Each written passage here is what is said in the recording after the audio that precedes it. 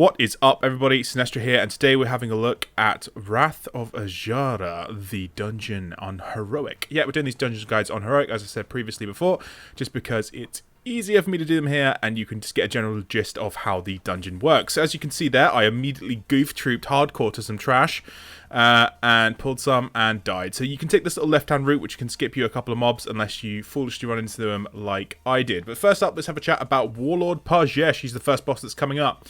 Pretty easy boss.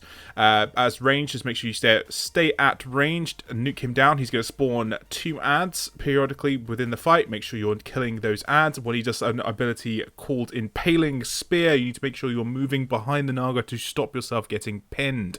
He also does a big AoE frontal cast, which you need to make sure you're not in the way of. So as you can see here, we're just pulling this boss now. For healers and tanks, it's pretty simple. Just make sure for tanks, make sure you're gaining aggro on these mobs as they spawn. But you can see here, it's a pretty straightforward fight, to be honest. This entire instance is probably one of the longest of the New Legion dungeons, and it's got there's a couple of bosses with some interesting mechanics. This isn't one of them. It's a pretty simple fight. But yeah, as you can see there, here we go, he's doing his charge, and there's his frontal AoE. Just make sure you're stood out of the way from it so you don't get pinned. There you go, look, that guy's getting a good old big blood spurt come out of him. Here he goes, spawning his second set of ads now. Shadow Priest stuff, just make sure you're dotting all targets. That's pretty much it. You can silence those ads, the ranged caster Naga as well, just to make sure she comes in a bit quicker so she doesn't cast. So just make sure if you can be rolling interrupts on those, you can. And other than that, it's pretty simple. You can see here, Impaling Spear, get behind someone. There is nobody for me to get behind, so I'm just going to have to take the spear to the face. There we go, I've been speared. But it doesn't do a massive amount of damage. And especially, it's very predictable damage, which is one of the most important things. So you can do that on Mythic Plus, especially in high difficulties. You will need to be making sure that you're using the ads to your advantage at that point, though. So just make sure that when you're thinking about your strategies for doing higher runs, this plus any modifiers is going to be a bit more challenging. So on Heroic, you can just take those spears. Any other difficulty, probably not, unless you're going to be popping immunities. So as you can see here, we're about to kill the first boss, and then it's time to mount up and head over to the second boss, which is Lady Hate Coil. Now, there's a lot of trash in this dungeon. There is a massive amount of trash, and you can be quite selective about what you kill, but there is sort of like a depth.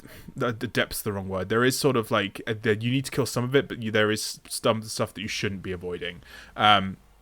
These actual casters actually cause you to have debuffs during the dungeon as well, and you can kill them to slow down those debuff things, but like I'm not sure whether it's worth it, especially without having seen Mythic Plus. It might be, but you might need to start killing more of these casters. But let's talk about Lady Hate Coil coming up next. Lady Hate Coil is a fairly simple boss. She's only got one mechanic that really needs your attention, and that's her 2 lightning-based abilities. So she has 2 abilities. She has Static Nova and Focused Lightning.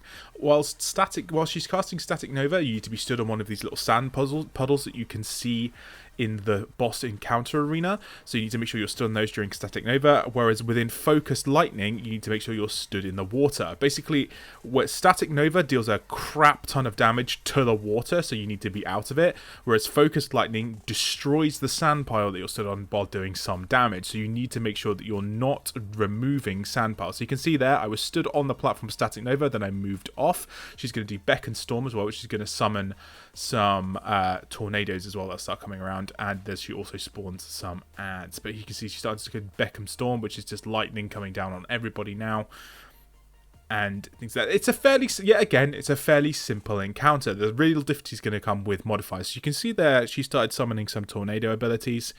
Here we go, and then she should be coming up for either a Static Nova or here comes Static Nova, so I move on to the sandbar.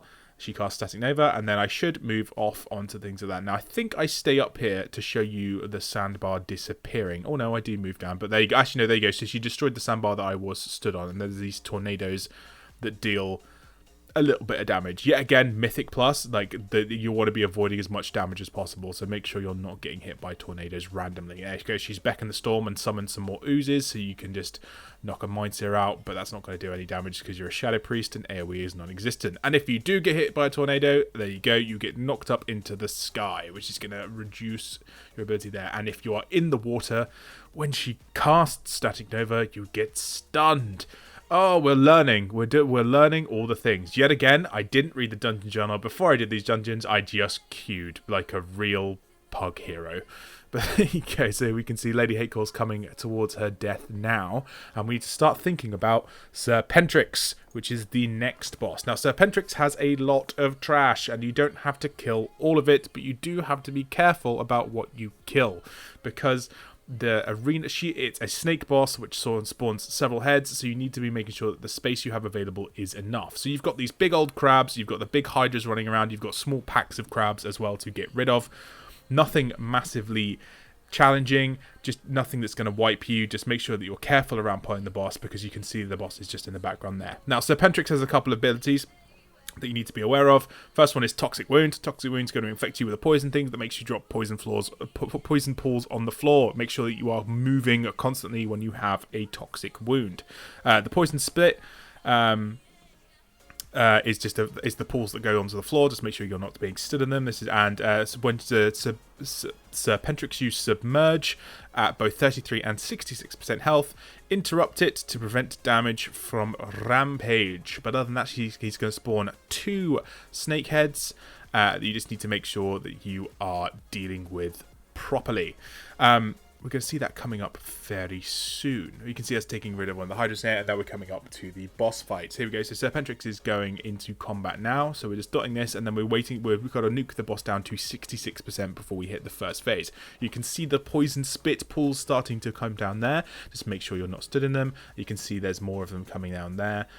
It's a fairly simple encounter, guys. It's don't stand in shit, which has always been the sort of the mentality of this game. You can just move out of the pools when the spit and pools when they spawn, just so you don't take any unnecessary damage. On Heroic and probably Mythic base, it's probably not going to do too much to harm you, but just make sure that when you're on the harder difficulties, you're not taking any unnecessary damage. The last thing you want to be doing is wasting healer mana.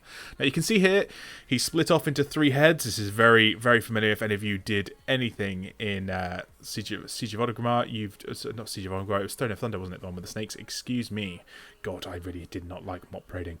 But there you go. So I'm just dotting up all of the snake heads and trying to move out of the spits and poisons when they happen to me. Now, I've been affected by Toxic Wound here. So you can see here I'm dropping pools, but I'm just like stacking them up as much as I can just so I don't spread them out. But then I've got one of these little debuffs that the dungeon gives you, which makes you move. So you either get blown by wind or there's lightning strikes that spawn on you and things like that. So it's a bit of a douche. So just make sure you're dropping them sensibly if you can. Okay, so we're at the 33%, so he submerged again and spawned 2 new snake heads. You can nuke, they just do pulse damage, these heads, so you can take them out if you want to, but you can just nuke Sir Pendrick as well. But on Mythic, you're probably going to be taking out all of the heads, just because it's going to be the best way to do it, because you just want to reduce the amount of splash damage. But there's no real way that you can cleave them because of the distance they are, so ranged are going to just have to make sure you're properly target switching to deal with it. Also try not to pull seagulls during, because that just gets really fucking annoying, because those seagulls have a decent amount of health. There we go, we've got Toxic Wound again, so I'm just stacking up the pulls just so that I don't take any unnecessary party damage, and then we're looting this boss up and we're moving through to the next section.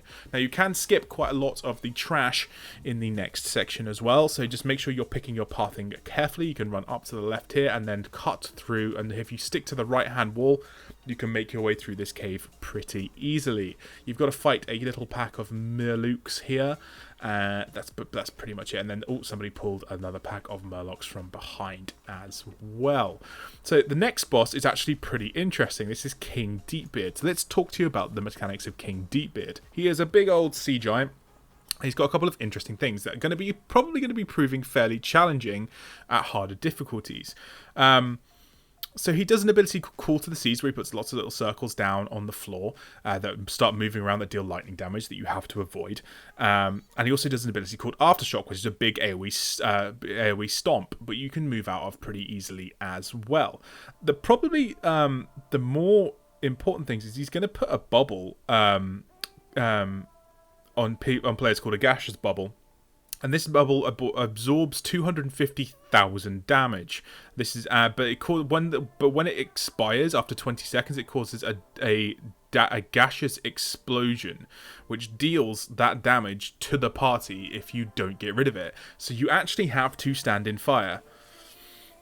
in order to get that. So make sure that if you do get targeted by the bubble, that you're moving into the AoEs and trying to take some damage so that you actually get rid of it. So we see we've pulled here, and you saw the stomp there just a second ago as well under the boss, and then you'll very soon see all of the lightning pools that he's going to start spawning. So he's got little rumps. There you go. Here's all the little lightning pools that he's starting to spawn. Call to the seas. So you just need to make sure you're dodging these. And I don't think I'm inflicted with a bubble at the moment. No, I'm not inflicting with a bubble at the moment. But you should hopefully see one fairly soon. But the lightning things are fairly easy to avoid. The only douche really part of this is if you get the dungeon debuff that starts moving you around and pushing you around. It becomes a little bit of a harder task to stay out of those things, which yeah, as at heroic difficulty isn't a massive challenge, but at high difficulties will be. So now you can see here I have a bubble, so I'm now trying to look for this AoE damage to take this bubble off before it explodes. So I'm just hunting in one of these and then hoping he does a stomp pretty quickly, but he doesn't, so I'm just sort of like moving through this lightning pool to get the damage done. Now, I could have run back into that stomp, but by that point I've spent enough time in there to remove the bubble from myself, and then I'm just trying to finish off this boss in execute phase. There we go. Let's go. Call to the seas done. He's coming down now. We should. I think we're probably going to get one more bubble phase coming up soon. This is a pretty cool dungeon, actually. It's you're probably going to end up doing this if you're a priest. It's part of your it's not there's a priest campaign quest that you have to come in here, and there is also a tailoring one. So if you are a shadow priest and a tailor, you're going to be in here a fair amount. So maybe try thinking about stacking up those two quests. And now we're moving on to the last boss, the Wrath of Azshara. To kill this boss, you first need to kill all of the Naga spellcasters around there. I just went and pulled off this little one to drag it around, just so that we could speed up this process a little bit. They do some swirling AoE stuff on the floor that targets players that you just need to not drag into your party. But other than that, it's pretty simple trash. There's nothing massively complicated about this one here. So let's talk about Wrath of Azshara. It's a big old boss that starts in execute range. So if you are an execute class like Shadow Priests or Warriors, you are going to have a good time. So you can see here we're starting to pull. So as damage dealers, you need to avoid being sucked into the air by moving away from the mystic tornadoes when they spawn. So don't be stood there. Same goes for healers. And you need to move out of the detonation area when Arcane Bomb once it's been dispelled, which healers have to dispel. So there's a big Arcane Bomb that you have to dispel off people so that it doesn't do massive party-wide damage. This is just an execute nuke boss. Like, it's just like do as much damage as you can. It's going to start spawning some waves in a minute that you need to make sure that you dodge. It's fairly simple. For tanks, stay in melee range. It's got a big melee range. If you move out of melee range, the boss is going to cast something called Raging Storms, which deals a crap load of damage to your party, so make sure that you are remaining within that melee range. Also, just avoid tornadoes and just avoid the waves and things like that. This is, as with most dungeons, there's not many mechanics that just flat up kill you. It's just about avoiding AoE and not taking unnecessary damage. You can see here, we're getting pretty low now. I'm testing the legendary base at this point, so my void bolt is hitting like a truck, which is quite nice. But yeah, it's a fairly simple dungeon, guys, and it's one of the ones that you're probably going to be as well for Shadow Priest specifically. You probably won't be farming this one too much, but it's probably one of the it's one of the longest of the new dungeons as well, being a 5 boss fight. There we go. There's the Wrath of Azshara. So that's been the guide to the Wrath of Azshara, guys. I hope you enjoyed it. I hope you found it useful. If you have liked it, why not give it a like and subscribe to the channel. But until next time, thanks for watching. Have a good day.